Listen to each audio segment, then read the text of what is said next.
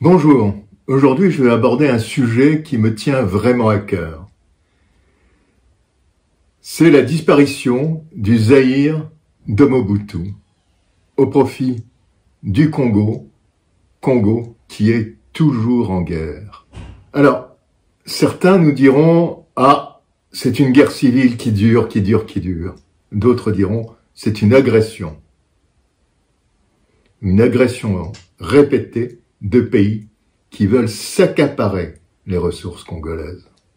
Quoi qu'il en soit, le maréchal Mobutu fut, pour son pays, un homme qui voulait vraiment qu'il devienne le plus puissant d'Afrique. Un homme à poigne, certes, avec des projets absolument extraordinaires. Prenons par exemple les barrages d'Inga, Inga 1, Inga 2, Inga 3. Avec ces barrages, le Zaïre aurait pu électrifier toute l'Afrique. Dès 1971, Inga 1 fut un barrage construit. Inga 2 en 1982. Et Inga 3, nous l'attendons toujours actuellement. La République démocratique du Congo a annoncé mardi un accord avec des partenaires chinois et espagnols pour le développement d'un projet hydroélectrique de 14 milliards de dollars qui avait pris beaucoup de retard. Le projet Inga 3 s'inscrit dans le cadre d'un programme majeur d'extension des barrages hydroélectriques le long du fleuve Congo. Le projet dure depuis environ 30 ans, mais son aboutissement a échoué à plusieurs reprises. Le projet Inga 3 devrait renforcer 2 centrales électriques vieillissantes construites entre 1972 et 82 sur les chutes du fleuve Congo à Inga, à 260 km en aval de Kinshasa. Inga 3 devrait générer 4800 MW, soit l'équivalent de la production de 3 réacteurs nucléaires de 3e génération. Il pourrait aussi alimenter une bonne partie de l'Afrique en électricité. Le pays sera aidé par l'Afrique du Sud, la Banque africaine de développement ou encore la Banque mondiale. À terme, la puissance de ces installations pourrait atteindre les 40 000 MW.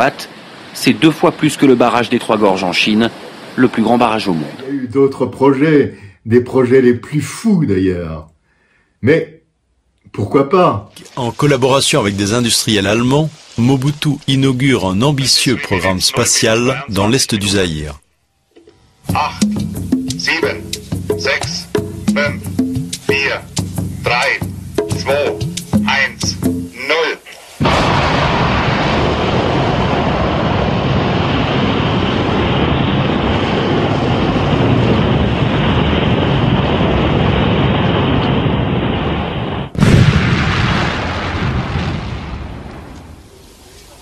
Mais tout cela pourquoi? Pour insuffler à son peuple une fierté nationale. Mobutu invite à concilier les traditions culturelles africaines avec les exigences de la modernité. D'abord, pour nos Zaïrois, c'est une question de dignité. C'est le respect dû à ses origines. Le Belge, pour moi, doit être un authentique. Le Français doit l'être aussi. Tout comme l'Anglais, l'Italien. Chaque peuple doit respecter ses origines. Je crois que c'est vraiment clair. Et ça nous permet à nous aussi, je vous le dis, sans complexe. Mais nous devons, nous autres anciens colonisés, nous décomplexer aussi avec cela. Éviter tout ce qui nous a été légué, qui me paraît à moi franchement être une espèce de coloration. Le régime de Mobutu s'attache à gommer les différences ethniques. Il y a plus de 300 ethnies au Congo. Donc, une ambition extraordinaire pour son pays. Il voulait que son pays soit le phare de l'Afrique. Pour cela, par exemple, il organisa un combat de boxe, le combat de boxe du XXe siècle. George Foreman contre Mohamed Ali. 24-year-old Foreman hanging pretty tough in there. Again, I caution you to look for the one punch that George Foreman can deliver at any time. This man is devastating, to say the least. These punches are not at this particular time. Are the boxing skills of Muhammad Ali. Here comes Ali. You can see him there, very calm. If you saw the interview, there's no question. Il a conseillé à Mobutu pour faire quelque chose. Il est vraiment extraordinaire. Et Mobutu a donné son accord pour qu'il puisse organiser ce match-là. Au départ, Mohamed Ali n'avait pas accepté. Et il avait quand même posé quelques conditions pour qu'il puisse venir à Kinshasa. Mais ces conditions étaient acceptées, c'est côté monnaie, et qu'est-ce qu'il fallait faire, et puis pour sa sécurité aussi. He's getting a standing ovation from some 70,000 we estimate in attendance here as he dances behind the American flag. Muhammad Ali will be gloved in the ring, as will George Foreman. How about it, Jimmy? A straight right hand, forehead up close. George Foreman. George Foreman again takes a light left inside as he tries to work to the body of Muhammad Ali. That's Ali on your right, Foreman on the left. A wild left hand thrown by George Foreman, taken on the side of the head of Ali. The pace is tremendous in round one. George Foreman with his face. That's it! The fight is stopped! Muhammad Ali, a dramatic 8th-round knockout. He knocks out. Mobutu appuie la médiatisation de l'événement. Il érige la victoire de Mohamed Ali comme la victoire du Zaïre. Mais ses alliés sont en Europe, en particulier la France, avec lesquels il a des relations très, très étroites. Beaucoup de coopérants et techniciens français séjournent au Zaïre. Il s'occupe en particulier des mines et des richesses zaïroises. En 1978, insurrection du Katanga, Valéry Giscard d'Estaing envoie la Légion sauter sur Kolwezi, où sont de nombreux coopérants français travaillant là-bas, qui sont pris en otage. Cette colonne de véhicules qui monte vers le front, ce sont les paras belges qui, atterrissant à l'aéroport de Kolwezi, vont faire la jonction avec les paras français du 2e REP qui se battent déjà depuis près de 24 heures avec les forces rebelles. Ce n'est qu'au moment où les forces belges et françaises ont pratiquement rétabli l'ordre dans la ville de Kolwezi que le chef de l'État du Zaïre, le général Mobutu, a fait une tournée d'inspection entourée de quelques-unes de ses unités. Des unités qui remarquent que les Européens de Kolwezi ont décroché quand même rapidement à l'arrivée des forces rebelles. Les soldats du général Mobutu se sont-ils beaucoup battus dans Kolwezi avant l'arrivée des Français et des Belges. Ces Français et ces Belges ont découvert d'horribles charniers, incroyables, impensables, le résultat d'une cruauté gratuite qui n'a épargné ni les femmes ni les enfants. Alors évidemment, le régime de Mobutu était un régime particulièrement corrompu. Mobutu est un président adulé par Mao Tse-tung, par des présidents américains.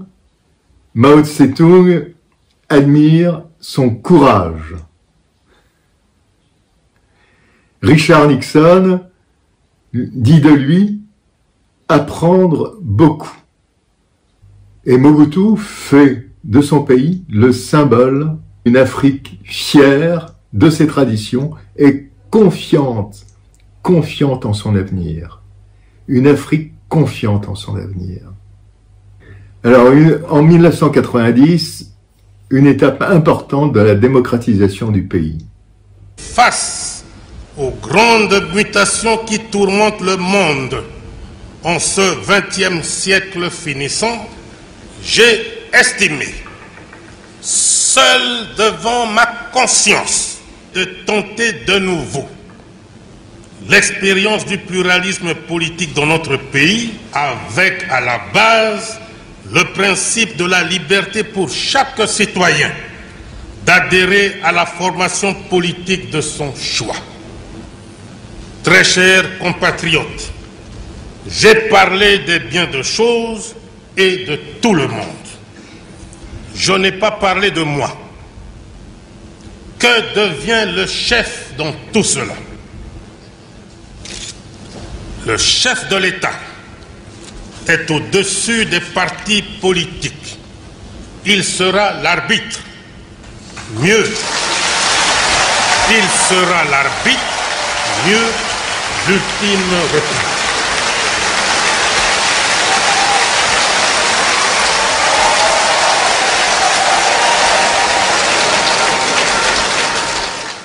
Comprenez mon émotion.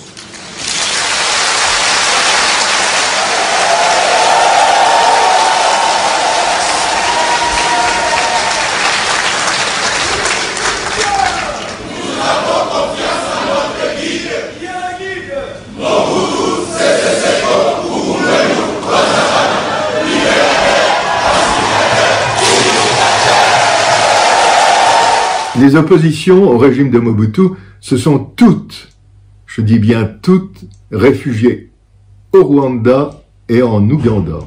Celles-ci font des incursions à partir du Rwanda au Zaïre. Elles sont à chaque fois repoussées par l'armée nationale zaïroise. Mais cette armée n'est plus ou très mal payée par le pouvoir, qui s'écarte de plus en plus des plans initiaux pour sombrer dans une corruption institutionnalisée.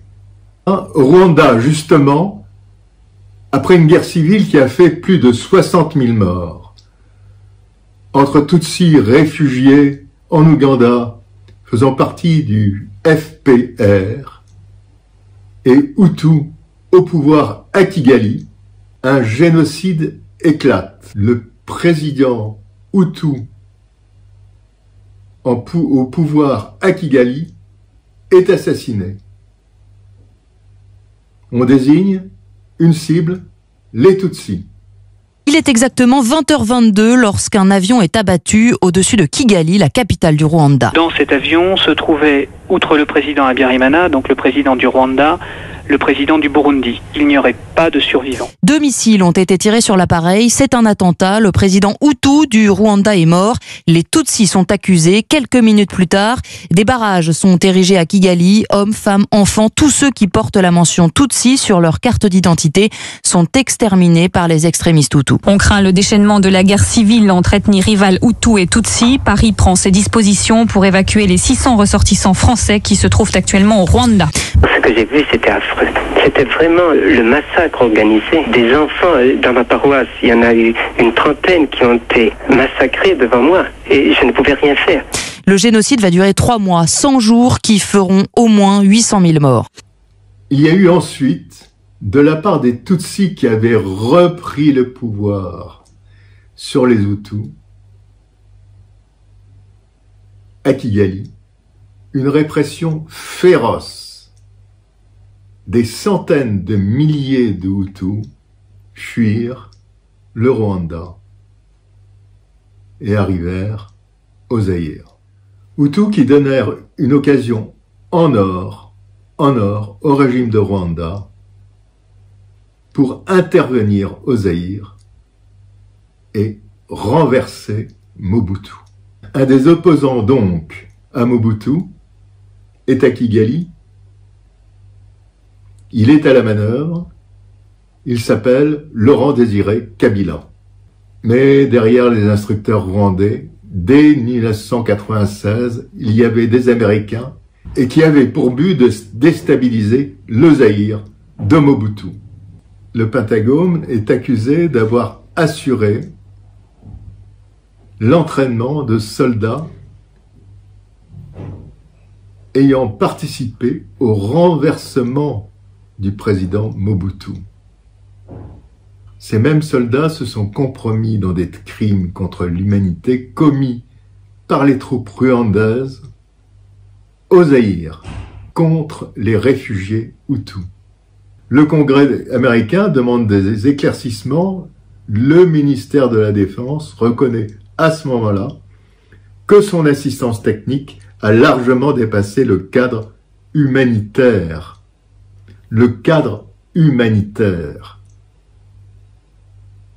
C'est un retour en force des États-Unis en Afrique. États-Unis qui veulent bousculer les acquis de l'Europe et de la France et les remplacer au Zaïre. Donc une offensive rwandaise se déclenche contre les génocidaires. Pourtant, la plupart des Hutus qui s'étaient réfugiés au Zaïre sont revenus au pays, au Rwanda. Cela n'empêche pas le Rwanda d'envahir donc le Zaïre. Laurent Désiré Kabila prend le pouvoir. Nous sommes le 29 mai 1997. Monsieur Laurent Désiré Kabila assume à partir de ce jour les fonctions du chef de l'État de la République démocratique du Congo.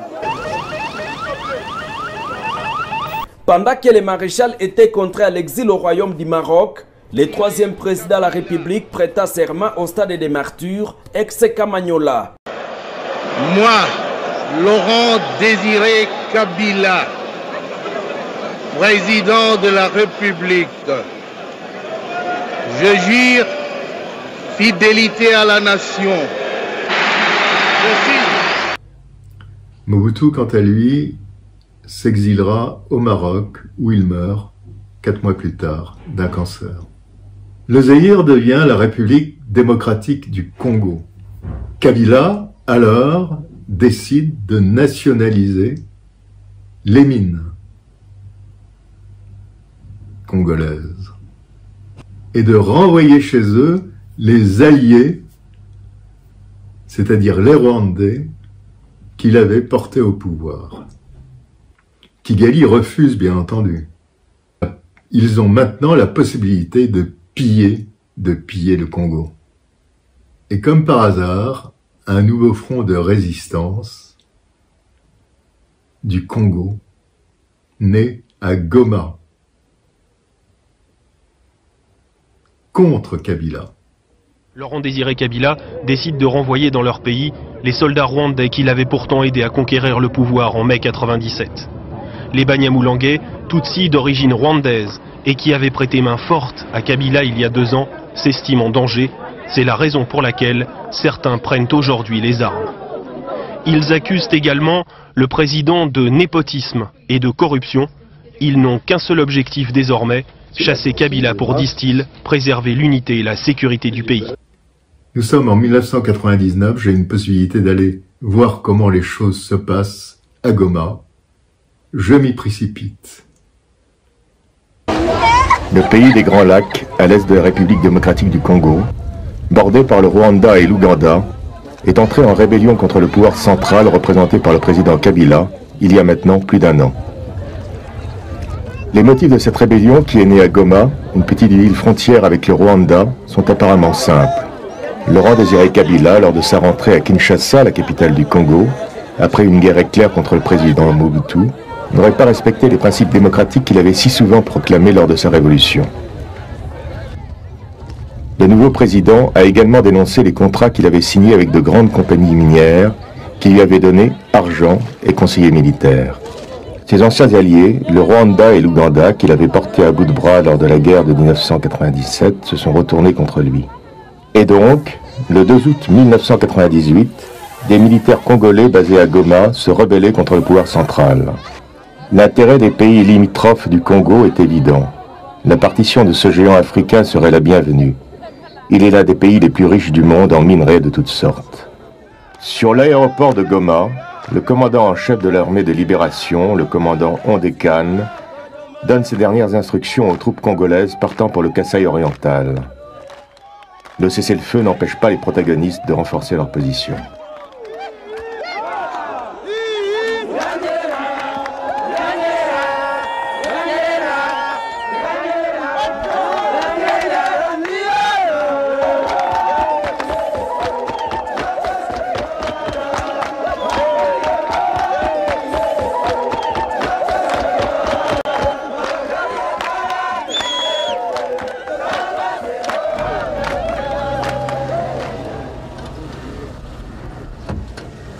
Vous comprenez tous Lingala? Il n'y a pas de problème? Qui ne comprend pas Lingala? Il faut que vous soyez correct avec les habitants des villes et des villages que vous traversez.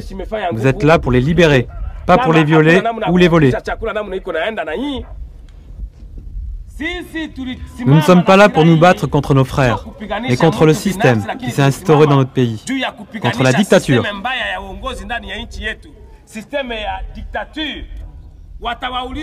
Si on vous demande, à vous les rebelles, pourquoi vous vous battez, vous répondrez, la première guerre comme celle-ci a pour but de chasser les dictateurs. Et pour que vos parents puissent vivre dans la liberté et la démocratie. Maintenant, nous entrons dans une ère de négociation. Si nos propositions sont acceptées, et si Kabila accepte de partir, en reconnaissant toutes ses fautes, nous pourrons enfin vivre dans la liberté et la démocratie. On s'est bien compris? Nous sommes en train de les réorganiser pour qu'ils aillent au front, pour qu'ils aient un briefing pour garder la population, combattre l'ennemi, suivre les commandements de leur chef. Tout ça, il faut rappeler, ils savent, mais il faut rappeler à tout moment pour que la discipline soit de fait. Et ce sont des jeunes, vous les avez vus, ce sont des jeunes gens qui ont un moral solide, qui ont une détermination. C'est ce qui fait que nous ayons beaucoup de victoires sur le terrain, puisque vous les avez vus en train de danser. Ils ont dansé ensemble avec moi et je les adore. Ce sont des mecs qui travaillent bien.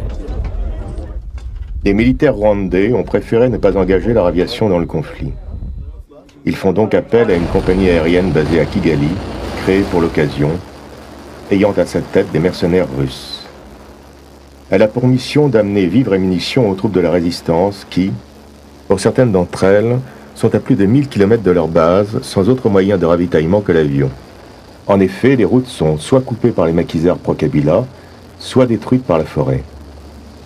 Embarquement dans un vieil Antonov, direction, la dernière piste praticable avant les lignes de front pour des avions de ce tonnage.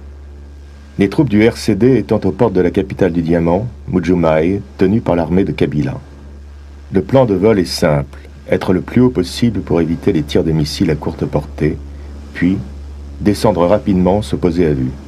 Malgré le cessez-le-feu, les consignes n'ont pas changé. L'avion ne doit pas rester plus d'une demi-heure sur la piste de peur d'attirer l'aviation ennemie. Nous sommes à Lodja, une petite ville située en plein centre du Congo, dans la région du Kasaï oriental, à près de 800 km de Goma. Cette agglomération a été un centre administratif puisqu'elle a été le chef-lieu de la province du Sankuru, du nom d'une grande rivière qui traverse le Congo jusqu'à Kinshasa. Cette cité devait compter environ 50 000 habitants avant sa libération en mars 1999, mais avec l'arrivée des troupes rwandaises et du RCD, la population a pris peur et est allée se cacher dans la forêt de crainte des représailles. Ce n'est que depuis 2 mois environ que les habitants de Lodja rentrent peu à peu chez eux. Mais la ville est encore bien vide, le marché inexistant, la population nerveuse, malgré les dires du commandant congolais de la place. Depuis que nous sommes ici, la population nous a bien accueillis, nous a compris, malgré qu'elle était à la forêt lorsqu'on était entré, mais vite fait, elle est rentrée. Donc il y a un bon terme de vie entre la population et nous. Dans la maison abritant les hommes de la sécurité et de la police, une surprise. Le civil qui dirige ces hommes est un pasteur évangéliste bien connu de tous les habitants. Il fait profiter les troupes de la résistance de son influence. Au Congo, il y a environ 400 sectes se réclamant de toutes les religions officielles. Le président Mobutu, du temps de sa splendeur, avait compris l'intérêt de telles institutions. Il s'en servait fréquemment pour faire passer des messages à ses concitoyens. Nous sommes en train d'organiser pour que les choses ne s'empirent pas, pour qu'il y ait quand même la paix et le calme, surtout, pour qu'il n'y ait pas de débordement. J'encadre la population dans le cadre de l'Église. Et c'est là où je leur explique, parce que la sécurité, à l'époque du président Mobutu, la sécurité c'était pour garantir le pouvoir d'un individu. Mais je leur explique que la sécurité de Dieu, c'est aimer son pays aimer les autorités, respecter les lois établies par les autorités et prier pour ces autorités pour qu'eux aussi mettent en pratique ce qu'ils nous recommandent. Et c'est ça, en quelque sorte, d'après moi, la sécurité. Et c'est ce que je suis en train d'expliquer aux gens. Les gens m'écoutent et vous avez trouvé qu'à Lodja, il y a harmonie entre le peuple et les militaires. Il n'y a pas de problème. Nous nous comprenons et grâce à ces prédications, même le sida est guéri par la foi en Jésus-Christ, le Dieu d'Escatène. Pardon? Oui. Ce que les hommes de science trouvent impossible, à l'église du Dieu vivant, c'est possible. Plus de 4000 qui viennent ici, dans cette église, prier. À tour de rôle, ils viennent. Nous sommes obligés, nous prions chaque jour, du lundi au dimanche, tous les jours.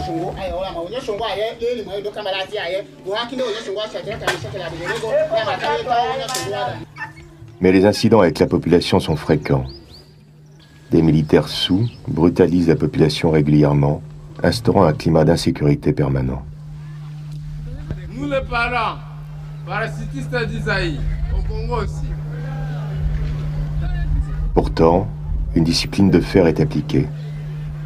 Tout homme pris en état d'ébriété est immédiatement puni.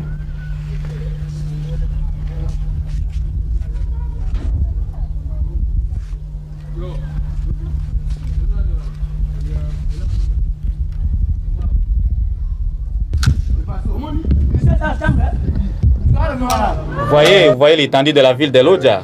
Ce sont eux les militaires de RCD qui ont tout pillé. La banque a été détruite, c'est pas eux.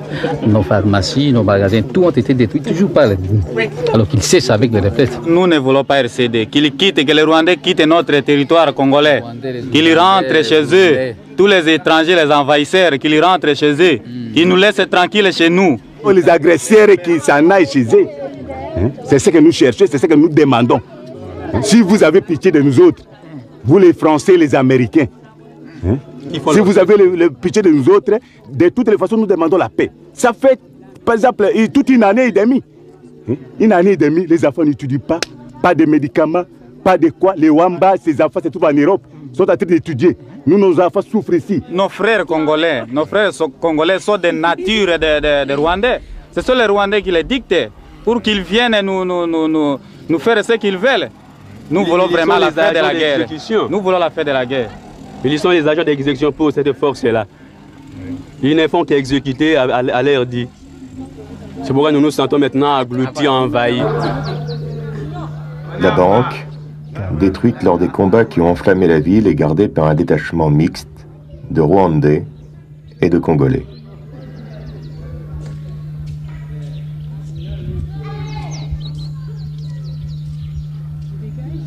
Ça n'a même pas de valeur et ça c'est... Ça c'est quoi? Qu'est-ce que vous allez acheter avec cet argent? Vous les avez alors? Ça? Ouais. On garde ça à la maison pour montrer aux enfants. Vraiment ça n'a pas d'importance, c'est ça. Ici on mange le tout. Que ce soit l'argent de Kabila, que ce soit de Mobutu, on mange toujours.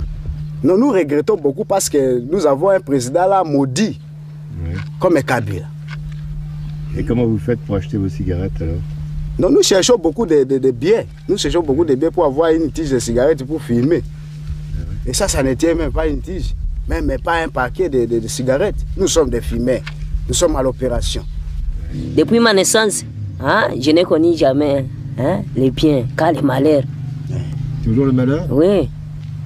Depuis ta naissance, tu as connu la guerre? Oui, la guerre. Les troupes alors mobilisées n'étant pour la plupart du temps pas payées, s'adonnent au pillage, chose depuis longtemps admise par les chefs de guerre qui n'arrivent pas à subvenir aux besoins de leurs troupes.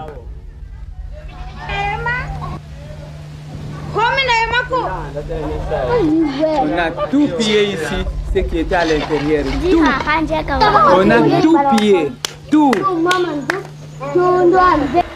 Nous partons pour le port de Ben Ali Bélé qui borde la rivière Sankourou. Cette petite bourgade est à environ une centaine de kilomètres de Lodja. Par miracle, la route est encore praticable, chose rare au Congo. 90% des pistes n'existent plus faute d'entretien. La forêt équatoriale a donc repris ses droits. Les guerres ont détruit les infrastructures comme les ponts et les bacs.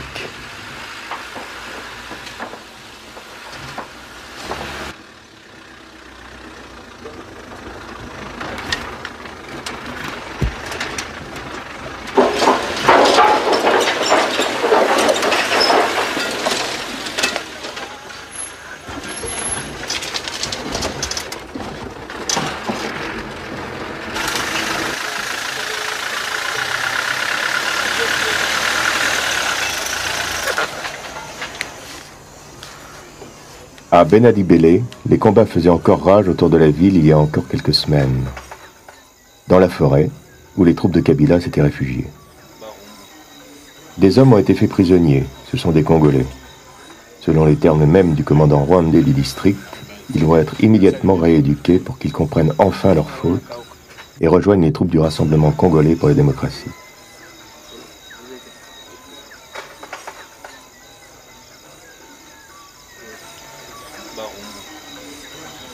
Ils sont congolais ou alors ils sont tous congolais.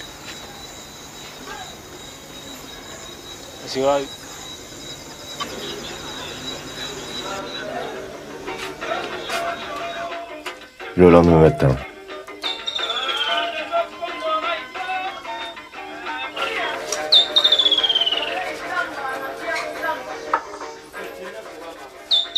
Les forces rwandaises représentent ici les 4/5 des militaires présents à Benadi-Bélé. Malgré cette occupation manifeste et un dispositif de sécurité important, des voix se lèvent parmi la population excédée. Le peuple congolais ne veut plus de telles aventures militaires encore chez nous. Nous sommes un peuple souverain. Nous avons acquis l'indépendance depuis 60, mais jusqu'à présent, vous ne trouverez jamais un bâtiment construit par l'État congolais. C'est toujours donc le néocolonialisme qui continue et qui sont à la base. Ce sont les États-Unis, la France, la Belgique, la Grande-Bretagne. Cette coalition-là, je dis bien, c'est une coalition agresseur. Et nous vous disons que nous sommes, à partir de ce moment-ci, déterminés à nous opposer à toute action militaire étrangère tendant à nous déstabiliser.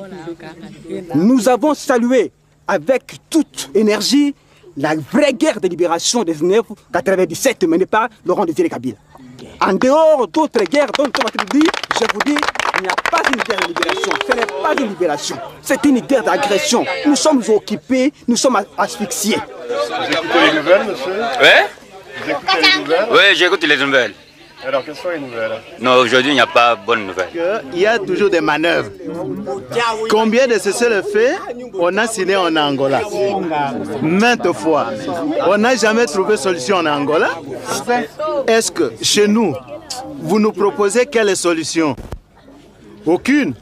Parce que vous avez votre intérêt, vous les Occidentaux. Mais nous sommes des humains comme vous autres. Pourquoi vos continents, vos pays sont calmes? Vous parveniez de trouver solution ici en Kosovo. Ça n'a pas fait longtemps, mais pourquoi pas en Afrique? Parce que nous ne sommes pas créés ensemble avec vous. Parce que nous sommes noirs. Et les sangs qui coulent entre nous deux, quelle est la couleur de ce sang? Ce n'est pas un sang rouge.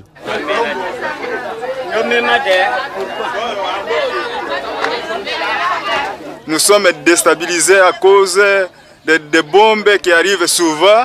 Alors maintenant, nous voulons la tranquillité, la liberté.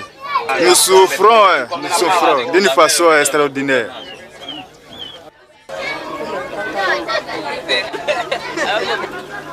La fuite des soldats de l'alliance de Kabila devant les armées rwandaises s'est heurtée à cette barrière naturelle, la rivière Sankuru, qu'il a bien fallu traverser à la nage faute de bac.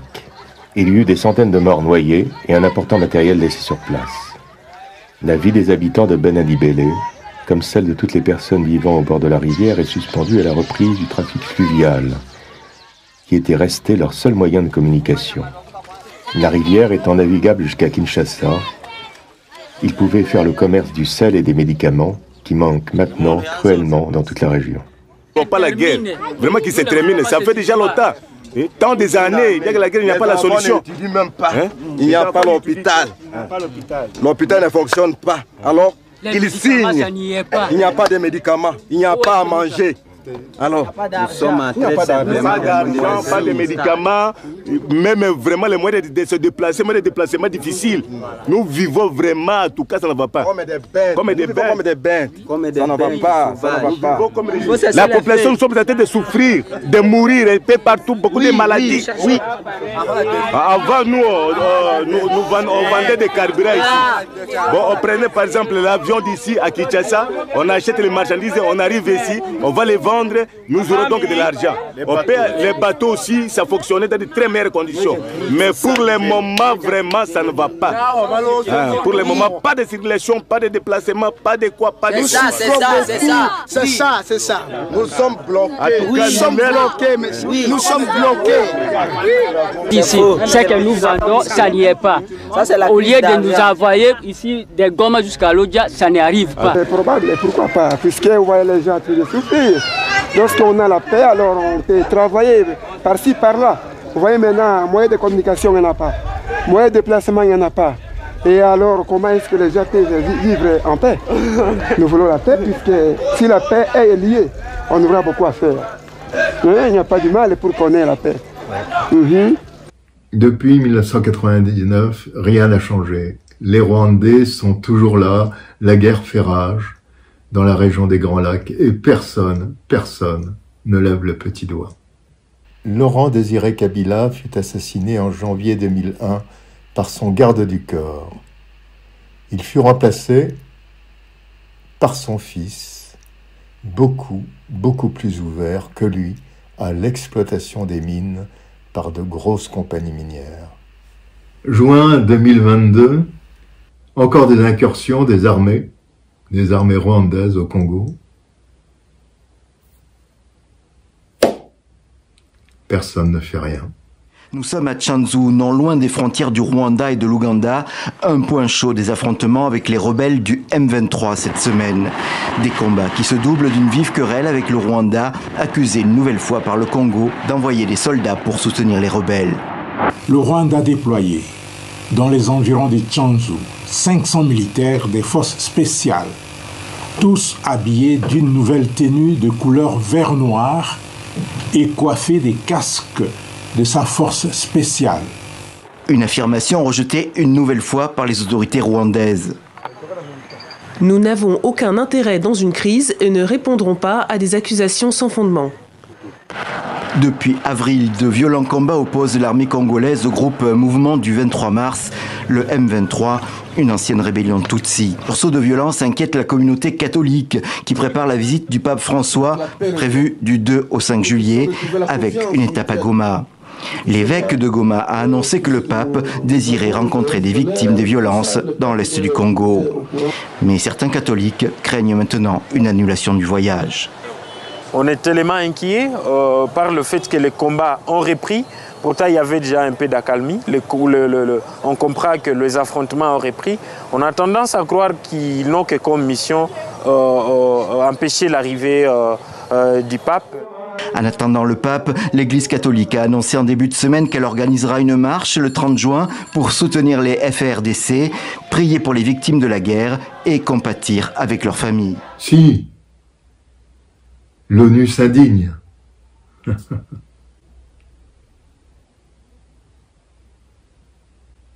Bon, eh bien écoutez, j'espère à bientôt sur ma chaîne. J'espère que vous avez aimé ce petit récit. Le pouce, abonnez-vous. Au revoir.